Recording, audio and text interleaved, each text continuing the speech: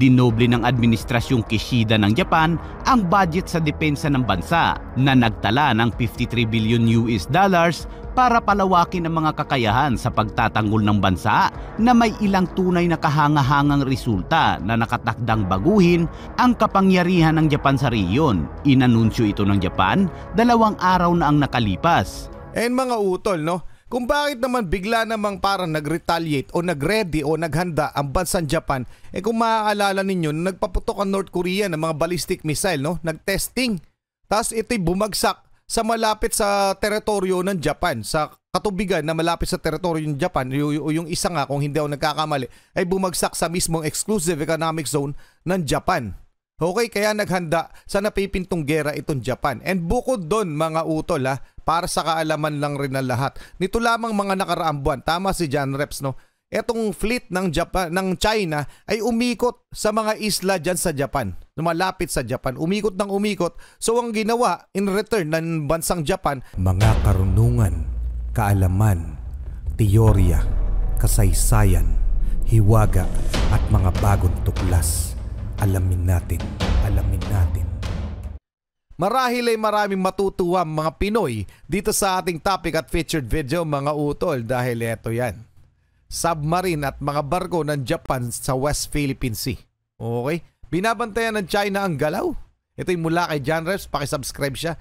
Pakilike na rin ng video. Mamaya may papakita ako sa inyong vlog tungkol sa kung ano yung tie-up ng Pilipinas at Japan. Ito'y magandang analysis ng isang eksperto mga utol. Gusto ko lang i-share sa inyo. Pero simulan na muna natin ito. Game na.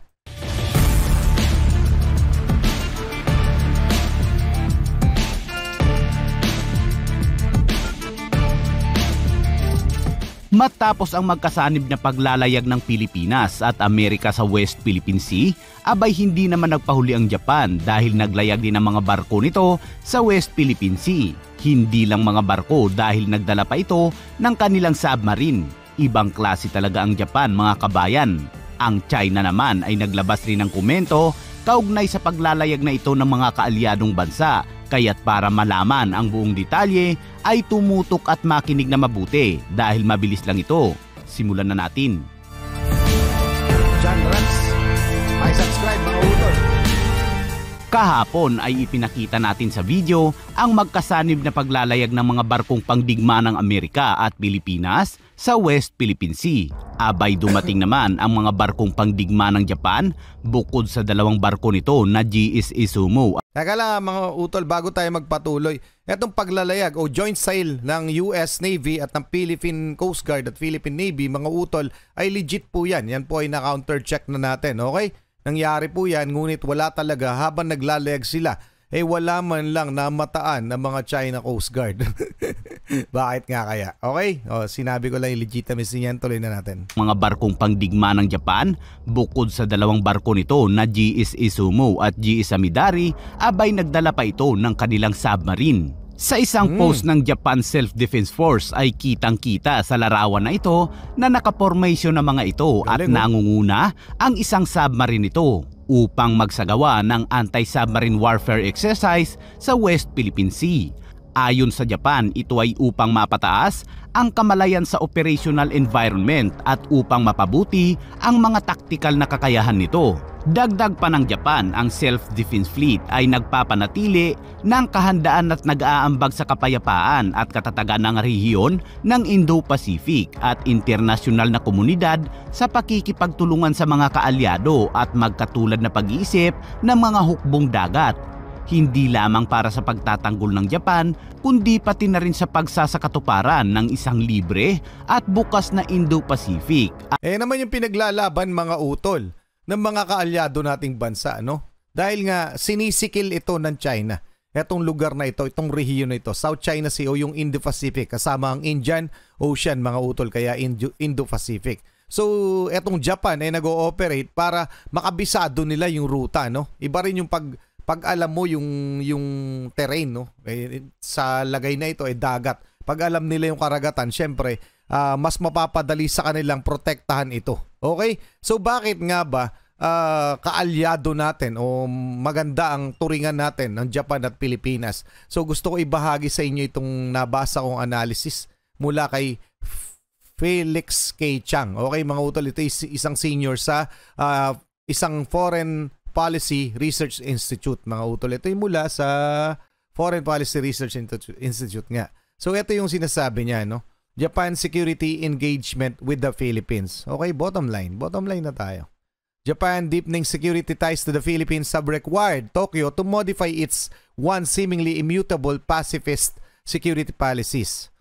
Those modifications have paved the way for Japanese security engagement initiative with other countries including Malaysia and Vietnam. So may close ties din sila sa Malaysia and Vietnam bukod sa Pilipinas. Japanese security engagement with the Philippines began very slowly after the turn of the millennium.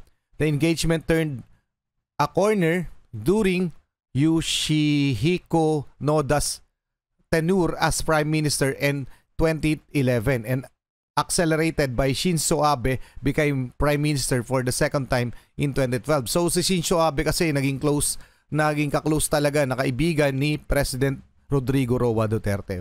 China's aggressive behavior on Asia Maritime periphery has led the Japanese public to accept the need for greater security engagement abroad. So talagang makikialam ang Japan dito sa dispute natin with China. Okay?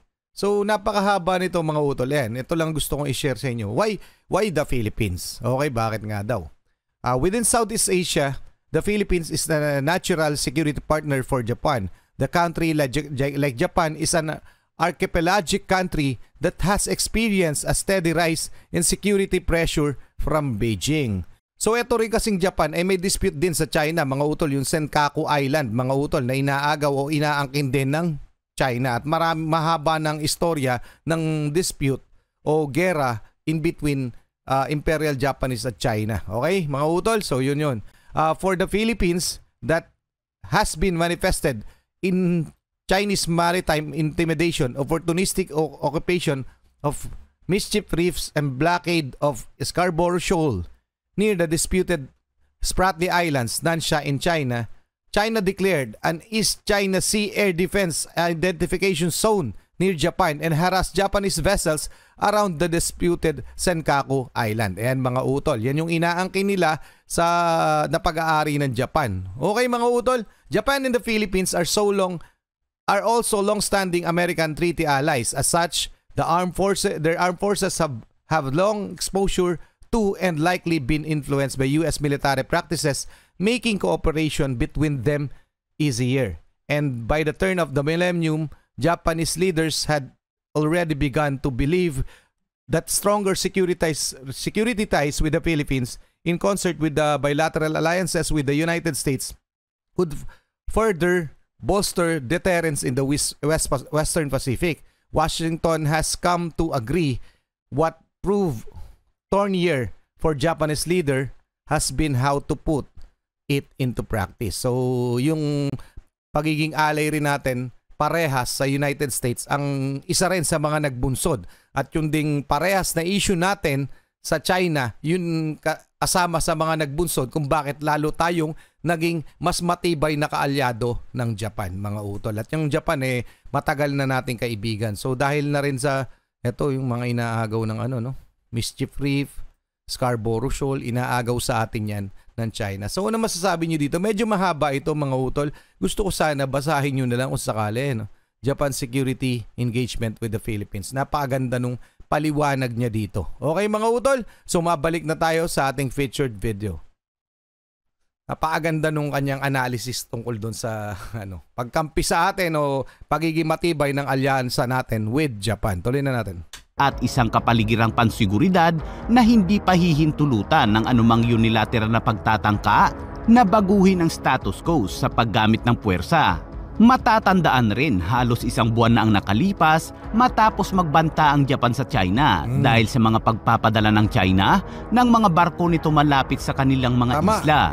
Kaya ngayong taon ay nilakihan ng Japan ang budget nito sa militar upang palakasin ang puwersa nito.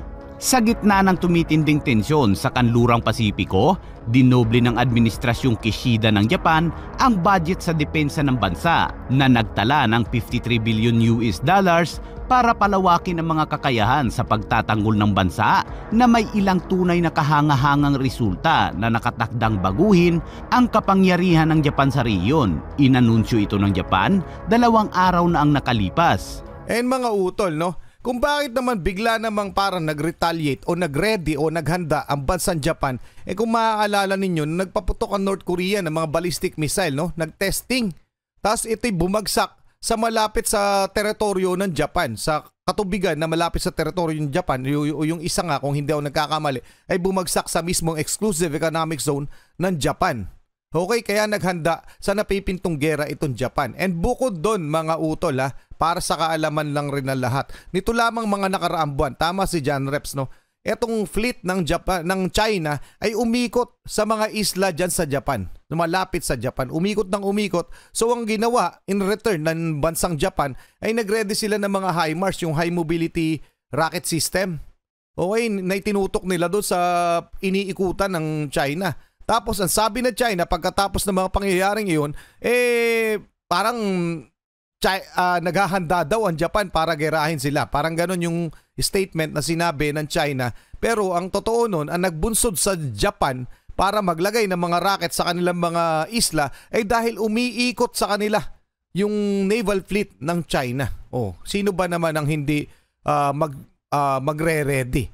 Nandyan na kayo sa aming katubigan. Malapit na kayong dumaong sa aming pangpang. Tama nga naman yung reaction ng Japan doon.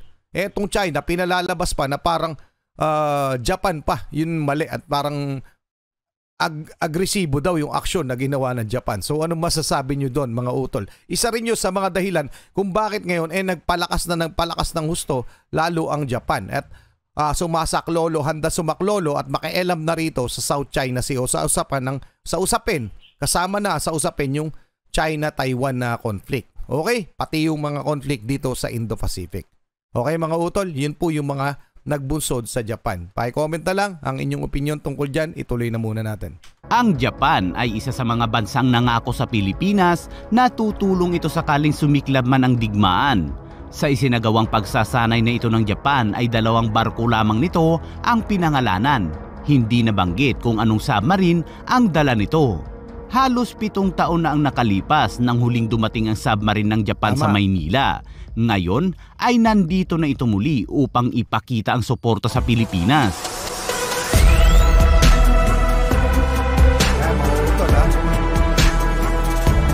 Samantala, ang China naman ay nagkomento kaugnay sa mga paglalayag na ito ng mga kaalyadong bansa at gaya ng laging sinasabi nito, ito daw ay isang provokasyon pero tahimik lang silang minamanmanan ang bawat kilos ng mga ito sa karagatang sakop ng kanilang bansa.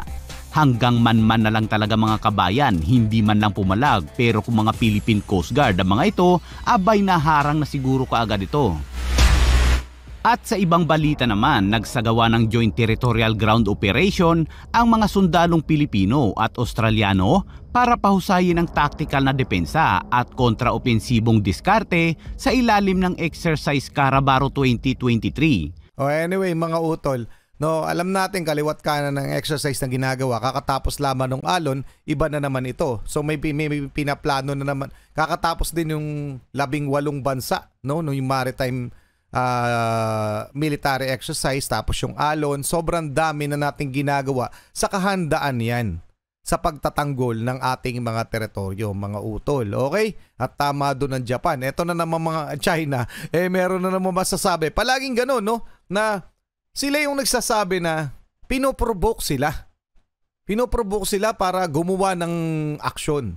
Laging gano'n ang sinasabi nila sa media o mga statement nila. Pero hindi nila sinasabi, parang ginajustify nga nila yung kanilang mga ginagawa. Pero sa totoo lamang, ang tanging dahilan naman kung bakit nagkaaganito dyan sa South China Sea ay dahil sa pangaangkin nila ng teritoryo. Huwag tayong lalayo doon mga utol. Huwag tayong magpapabulag. Yun lamang yung dahilan yan kung bakit may sigalot dyan sa West Philippine Sea. Okay? Dahil nangaagaw ang China ng teritoryo. Hindi na nila tayo kayang bilugin. Okay? So kahit palabasin nila na provokasyon yung ginagawa ng Japan, provokasyon yung ginagawa ng US, wala na silang magagawa dahil sila naman ang nagsimula nito. So anong masasabi nyo dyan sa reaction na yan? And to counter-check mga utol, etong news na ito, dumako tayo sa USNI News. Japanese US, the Philippines drill in South China Sea. China contest US position on territorial dispute. So, ayan mga utol legit yan JSS Sumo destroyer Samadare Oyasho class submarine. Ayan mga utol nasa picture yan. So, legit na legit to. In Tuesday release, the Japan Maritime Self-Defense Force stated that on Monday, helicopter destroyer GS Izumo and destroyer GS Samidare held an anti-submarine warfare exercise with an submarine in the South China Sea. Image released by the JMSDF. So JMSDF, Japan Maritime Self-Defense Force. Okay?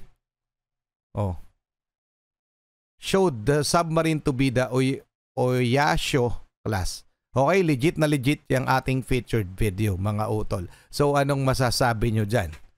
Paki-comment na lang, pero ulitin ko lang yung sinabi ko kanina Ang tanging dahilan yan, yung mga exercises na yan, yung mga maritime na yan, itong mga ground exercise natin with other countries ay sa paghahanda sa pagtatanggol ng ating teritoryo o sa napipintong gera na siyang ang nagdulot o nagsimula ay ang China, yung pang-aagaw nila ng teritoryo. So kahit ano pang sabihin nila na tayo'y nagpo-provoke, yung ibang bansa nagpo-provoke, ituro nila yung blame sa ibang tao, sa ibang bansa, hindi nila tayo dapat malinlang. Okay? Dahil sila ang nanguna niyan. Sila ang gumawa ng kanilang sariling multo. Mga utol. Okay, malinaw yon. Maraming salamat kay John Reps. Maraming salamat sa inyong mga utol. Muli ako si Target Achilles in behalf of the Real South Pride Production. Okay, nagpapasalamat sa inyong walasawang pagsuporta. Kayo mag-iingat, keep safe, God bless. At saludo po ako sa inyong lahat. Huwag niyo po kakalimutang mag-iwan ng komento hinggil sa mga bagay na ito. Salamat po.